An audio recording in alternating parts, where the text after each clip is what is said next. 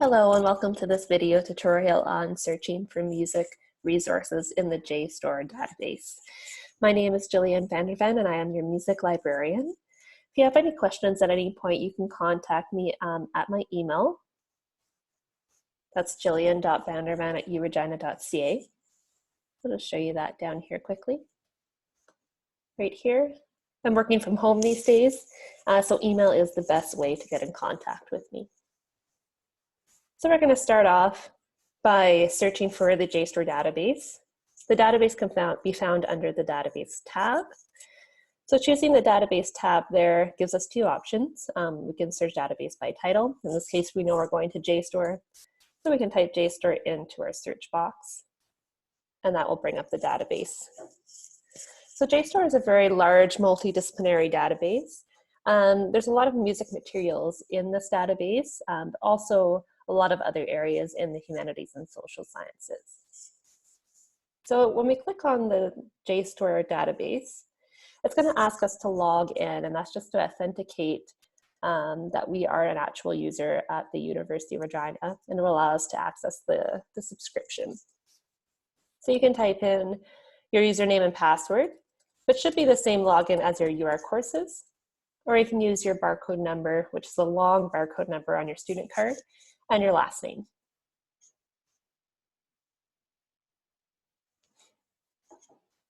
All right, so in Jstor here, we are presented with a fairly simple search box. This is common to most databases, but what I'm going to recommend you do is choose the advanced search option.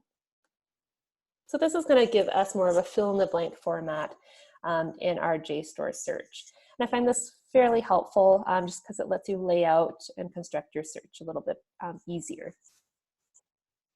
So there's a couple different things we can do in our first kind of search page here. We're going to kind of develop our search strategy.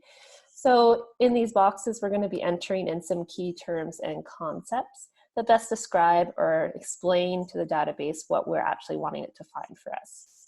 So I'm looking for some articles on Beethoven's symphonies. So what I'm going to do, already kind of knows what I'm going to type in, is use the term Beethoven, and I'm going to type in symphonies here. Perfect, there it is.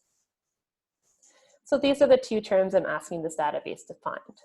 I can be more specific or more vague. It kind of depends on your topic area. So I could be more specific and say Beethoven and Pastoral Symphony, or Beethoven and Symphony number 5. So it depends on how specific you want to be, and you can kind of play around and modify your search and do multiple different searches to see what types of results that gets you.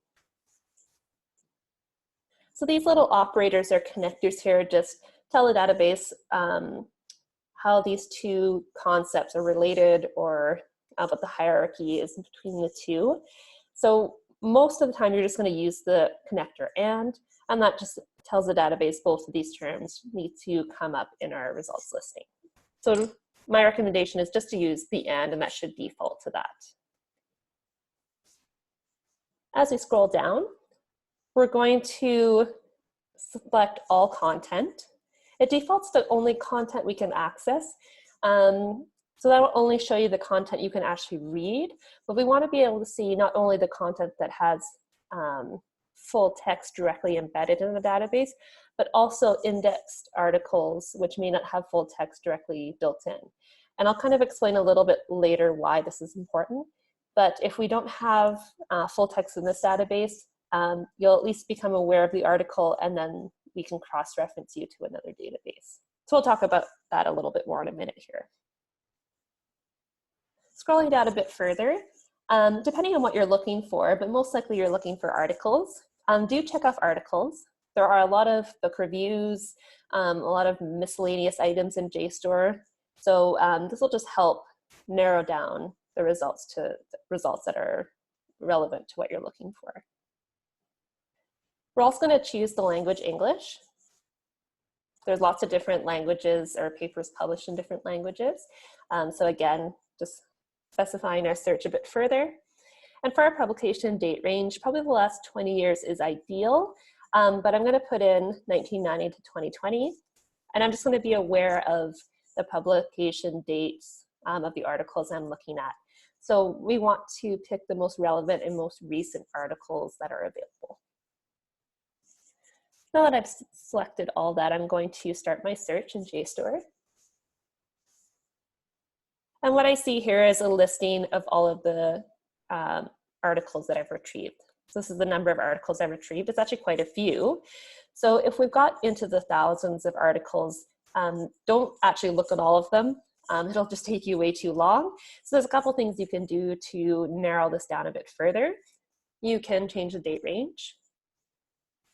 So I might want to update this to the last 20 years and apply that. That'll help a little bit. Okay, so about 1,000 of those were quite old. And what we can do as well is we can add an additional keyword. So I might want to add, say, pastoral symphony, like I was mentioning, and that will make my search more specific. So those are some of the things that you can do to narrow your search down a bit further. So once we're happy, you can fiddle with this a bit more. I think that's still quite a few results, but I'm just going to show you some of the results that we have retrieved so far. So in the center here, your results are displayed by relevance, and you can see that at the top here. So relevance means it's showing you the articles that best matched your key terms, but you can sort by publication date, so newest or oldest as well. So as we kind of scroll through, we can determine based on usually the title. If it's unclear in the title what it's going to be about, you can click on the item and it will give you a little, sometimes it'll give you a little abstract or synopsis about the actual article. So if we scroll down here on the left, this is a little summary about the article and it'll give you a sense if it's going to be actually useful to you. So that's a very quick way to kind of check on that. If you're scrolling through and none of these look like they're going to be useful, what we'll probably have to do at that point is change our keywords. So either the database doesn't understand completely what I want, or the keywords aren't descriptive enough or matching what needs to be found. So there'll probably be a little bit of tweaking and playing around and modifying that search. So probably the first search you do is probably not going to be perfect, and that's pretty normal. So we'll go in and fiddle with our keywords a little bit as we move through.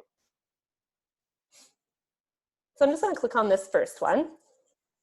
So as I mentioned, there is normally a little abstract here. Sometimes there isn't, but you may need to kind of scan through the first page or so to kind of get a sense of what this is going to be about. We're going to keep an eye on the citation information here, and that's going to show us when the publication, when it was published. So as I mentioned, we want something that's relevant and as recent as possible.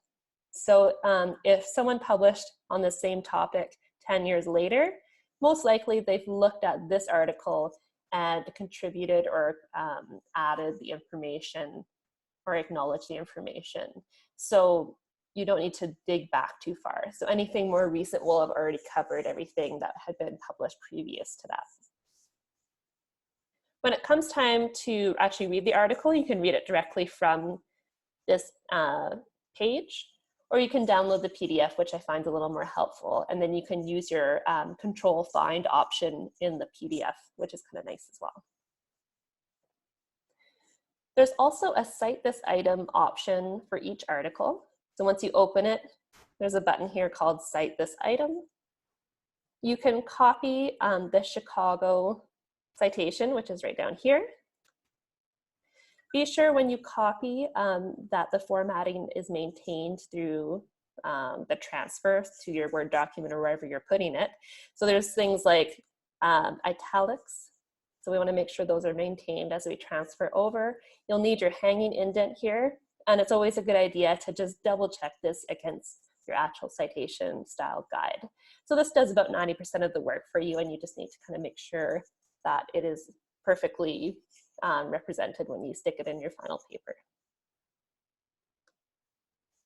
Perfect. All right, we're going to go back to our search results here.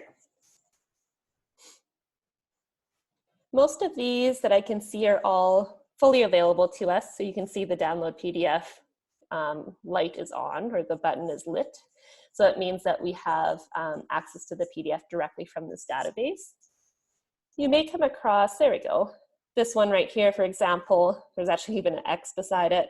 The download PDF is not lit up So there is no PDF available directly through this database. And that's what we did at the very beginning of our search when we said we wanted to see all content, not just content that can be accessed directly from this database. And the reason I told you to click off all content was just to make you aware of what literature is available on your topic, whether or not you could read it directly in this database or not. And secondly, because typically we try to cross-reference these articles to another database that we have access to. So this is actually important to see. So since we don't have access in this database, it's asking you to download or subscribe or purchase the article. That'll never be necessary. So you never actually have to buy any articles or books or anything like that, even if we don't have them. So if we don't have something, just send me an email. I'll get it for you through Interlibrary Loan or one of those options. So it's worth knowing this is available. So take a look here. Like I said, if it's not available through Jstor and it doesn't appear to be available through another database, then I can certainly take a look and make sure to find it for you. So never purchase even if the database is suggesting that you do so. So that's a fairly quick look through the Jstor database. Like I said, if you have any questions about Jstor or any other databases or research, please send me an email. Most of the time I can help you through email, but I also have access to Zoom, so we can set up a Zoom meeting and I'd be able to share my screen with you so I can kind of walk you through this a little bit better as well. So thank you very much, and stay tuned for further tutorials on different types of music databases.